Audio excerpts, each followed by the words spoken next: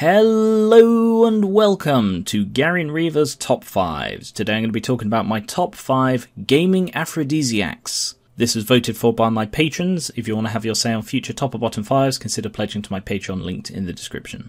Note, this is not a top 5 fan service designs or anything like that, although I am working on a list that is like that. These are the things that make me interested in buying a game.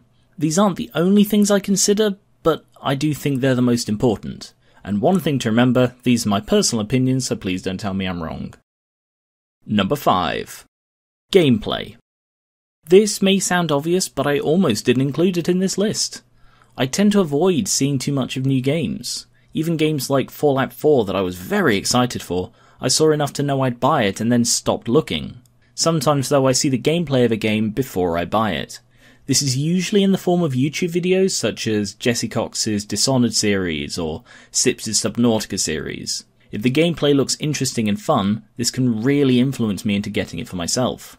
One thing I am aware of, however, is the other side of this. I see it as kind of a YouTuber's job to make even bad games look entertaining. This means that while it may look fun in the video, it may not be fun to play. An example is Smooth Operators that Nazi did a series on. He made it look very fun, but in my experience it was a very simplistic and irritating game. You just need to be aware that a game can be fun to watch, but not to play yourself. Number 4. Legacy. This was actually suggested as an influence by Scotty. He pointed out that some games you get because of the developer's past games or just previous entries in the series. At first I wasn't sure, but thinking about it, he's right. I loved Fallout New Vegas, so I decided I'd pre-order Fallout 4 years before it was even announced. Similarly, Prey, a game in which I was completely uninterested, became a lot more alluring because it's by Arcane, who made Dishonored, another one of my favourite games. And now Prey is also one of my favourite games. This can also lead me to try genres I'd never normally consider. Prey has horror elements, but a more extreme example is Bullet Heaven 2 by Matt Rozak. It's well documented that I consider bullet hells one of the banes of gaming, but because of how much I enjoyed Epic Battle Fantasy IV, I am willing to try his bullet hell game. Note, however, that this only extends so far. Fallout 76 looks like a very different kind of game and something that I'm not that interested in. Number 3. Genre. This is one that I'm sure with which a lot of people can relate. Some genres of gaming just interest you more than others. For me, it's probably survival games and post-apocalyptic settings. I'm much more willing to try these kinds of games than any other.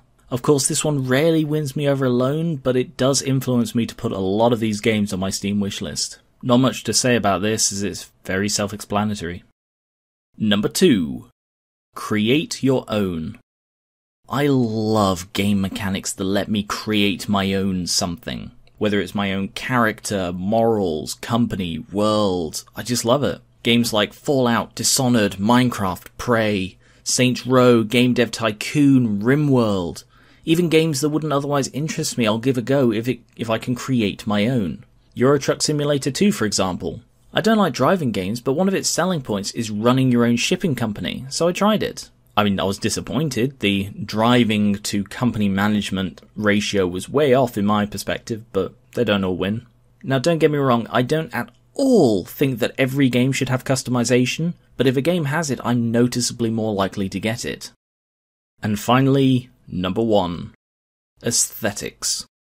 This was my obvious number 1 from the moment I began to write this list. Of everything in gaming, aesthetics is my most important factor. The best game in the world can be let down by bad aesthetics. Similarly, the worst game can be saved by good ones. Now, don't get this confused with graphics. A game can have bad graphics but good aesthetics. Think of Minecraft. Giant 16 by 16 pixel blocks everywhere, but it does something interesting with it.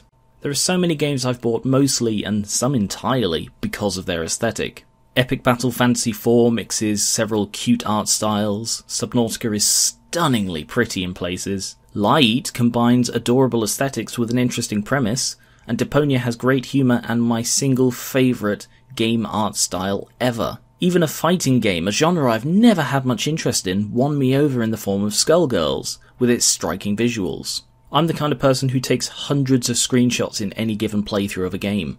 Most of my desktop wallpapers are screenshots from games I love. An interesting, cute, striking, or simply unique aesthetic is the single most important thing I consider while looking at possible games to buy. And that is all for my list. Please comment below with your favourite gaming aphrodisiacs, as well as suggestions for future top and bottom 5s. Remember that you can also pledge to my Patreon if you want to have your say on next month's top or bottom 5. Thank you very much for watching, and I will catch you later.